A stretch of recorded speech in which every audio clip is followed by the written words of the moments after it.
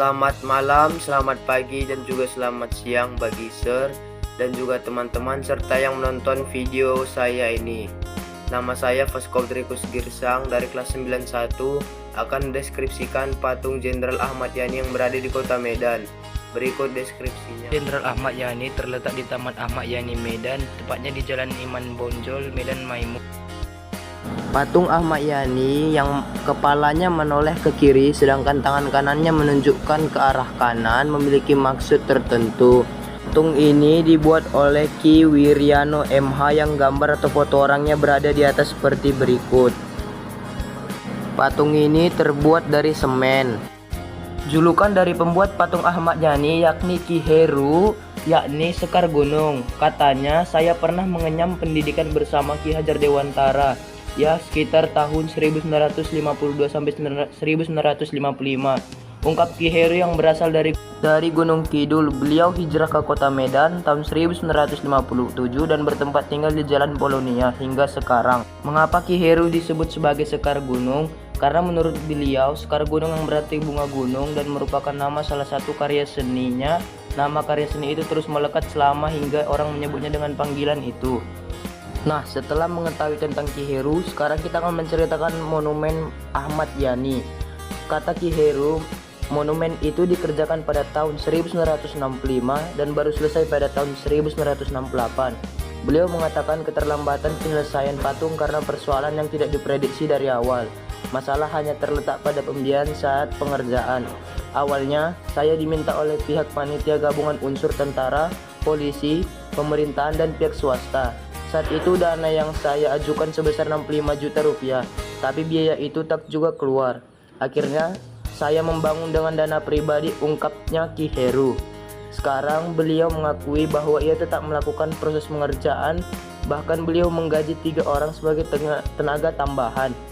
Pembiayaan ini beliau dapatkan dari hasil menjual beberapa lukisannya. Biaya itu merupakan biaya cetakan yang saya kerjakan di rumah saya sendiri selama 4 bulan. Jadi ya 4 bulan itu saya menggaji tukang saya dengan upah 30.000 rupiah, ujarnya. Selama proses pengerjaan ini, Ki Heru tidak kunjung diam. Beliau tetap mendesak agar biaya pembuatan monumen itu segera keluar. Namun, tidak habis akal, Ki Heru menggelar konferensi pers untuk mengungkap hal itu ke publik. Yang mana Ki Heru tahu pada saat itu Presiden Soekarno memiliki agenda kunjungan ke kota Medan. Waktu itu, saya sempat memanggil wartawan untuk memberitahukan masalah ini. Tapi, entah dari mana pihak panitia tahu kalau saya memanggil para wartawan. Nggak tahu dari mana, akhirnya keesokan harinya dana itu cair 62 juta rupiah. Itu pun saya dengar kabar pihak panitia tahu akan menggandengkan kedatangan Presiden ke Medan, sehingga mereka kelagapan lugasnya sambil tertawa geli. Ki Heru yang saat itu didampingi oleh 2 master seremoni atau MC melanjutkan kisahnya.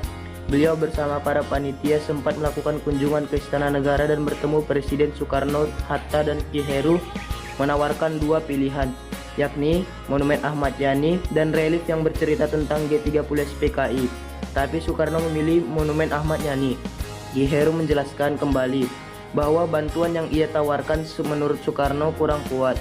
Jadi, akhirnya Presiden Soekarno memilih Monumen Ahmad Yani. Terkait makna dari detail tugu itu, Ki Heru tidak menampak ada izin dengan kondisi politik saat itu. Beliau mengungkapkan bahwa wajah Ahmad Yani yang menoleh ke kiri dan tangan kanan yang menuju ke arah kanan atas adalah Ahmad Yani yang terbentuk kepada kaum kiri atau garis keras, yakni kaum komunis PKI, untuk pindah haluan yaitu ke kaum agama atau partai Islam. Maknanya memiliki unsur politisi. Ahmad Yani berusaha menunjukkan jalan yang lebih baik kepada waktu itu mendaki haluan kiri yakni komunis atau PKI, agar kaum itu mengubah ke garis kanan yaitu partai Islam. Ulas Ki Heru yang saat ini masih berperan sebagai pembimbing Taman Siswa Sumatera Utara, Sumatera Barat, Riau, Ria Aceh atau Sukaria tersebut. Selain itu, Ki Heru juga menjadi pembuat sejumlah relief di sejumlah hotel di Medan. Mahakarya ini mengantarkan Ki Heru berhubungan akrab dengan para pemimpin daerah Sumatera Utara. Saya juga pernah melukis Rudolf M. Pardede, Gubernur Sumatera Utara sebelum Syamsul Arifin, dan juga melukis almarhum Hati Rizal Nurdin cetusnya. Ki Heru juga sangat kecewa atas kondisi bentuk asli dari monumen tersebut. Beliau sangat terkejut bahwa patungnya diberi warna hingga menghilangkan bentuk asli dari monumen itu awalnya, yaitu abu-abu batu. Makanya saya sangat bangga dengan kalian anak-anak muda yang sangat peduli dan tergerak hatinya untuk melakukan aksi penolakan ini dengan membuat patung tersebut dengan kain putih. Nah, sekarang kita akan mengetahui biografi tentang Jenderal Ahmad Yani. Jenderal Ahmad Yani lahir di Jenar, Purwodadi, Purworejo pada tanggal 19 Juli 1922 dari pasangan M. Wongserjo dan istrinya Murtini. Keluarga ini bekerja di sebuah pabrik gula yang milik seorang Belanda. Mulanya Ahmad Yani menempuh pendidikan HIS di Purworejo hanya sampai kelas 1. Ia pindah ke HIS Magelang sejak kelas 2.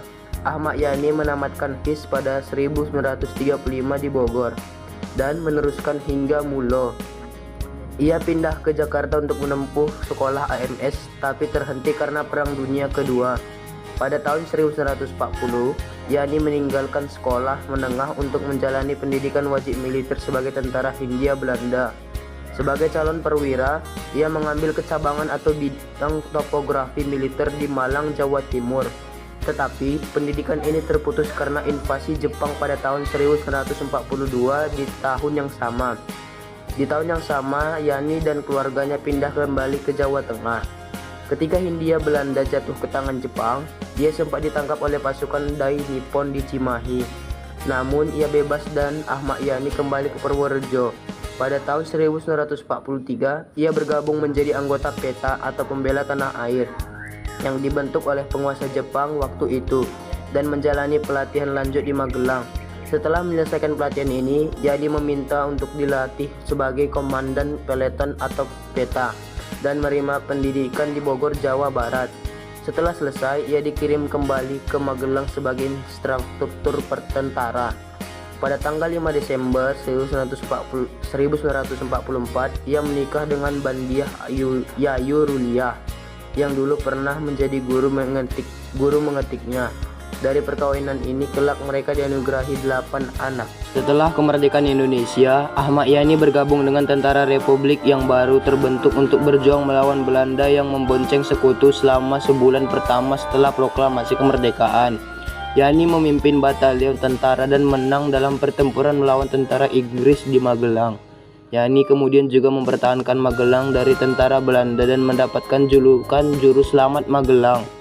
Pencapaian yang juga menonjol dari karir Yani di masa ini adalah serangkaian serangan gerilya yang digencarkan pada awal tahun 1949 untuk mengalihkan perhatian tentang tentara Belanda, sementara Sri Sultan Hamengkubuwono ke-9 dan Letnan Kolonel Soeharto bersiap berencana serangan umum 1 Maret 1949 di Yogyakarta.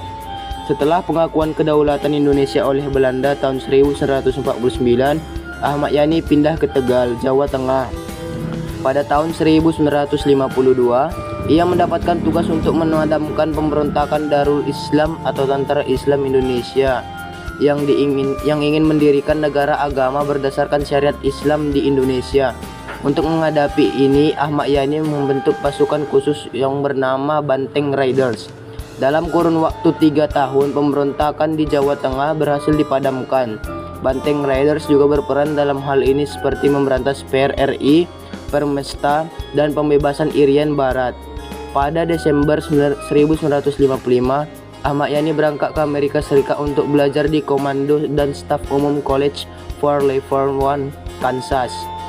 Kembali pada tahun 1956, Yani dipindahkan ke Markas Besar Angkatan Darat di Jakarta, di mana ia menjadi anggota staf umum untuk Abdul Haris Nasution di Markas Besar Angkatan Darat. Yani menjabat sebagai asisten logistik Kepala Staf Angkatan Darat sebelum menjadi wakil Kepala Staf Angkatan Darat untuk organisasi dan kepegawaian. Pada bulan Agustus tahun 1958, ia memerintahkan operasi 17 Agustus terhadap pemerintah revolusioner Republik Indonesia di Sumatera Barat. Pasukannya berhasil merebut kembali Padang dan Bukit Tinggi.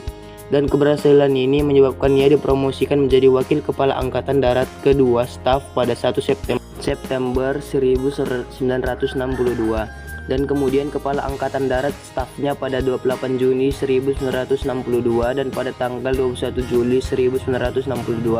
Sebutan Kepala Staf Angkatan diubah menjadi Menteri atau Panglima sehingga menjadi Menteri atau Panglima Angkatan Darat yang langsung bertanggung jawab kepada Presiden. Jenderal Abdul Haris Nasution sebagai pendahulu Jenderal Ahmad Yani diangkat menjadi Menko Hamkam Kasat Yantri Koordinator Pertahanan Keamanan atau Kepala Staf Angkatan Bersenjata. Ahmad Yani memegang posisi ini hingga ia gugur dalam G30 SPKI. Yani menghabiskan malam dengan beberapa pertemuan. Pukul 7 malam ia menerima seorang kolonel dari Koti Komando Operasi Tertinggi, Jenderal Basuki Rahmat, Komando Divisi di Jawa Timur, kemudian tiba dari markasnya di Surabaya.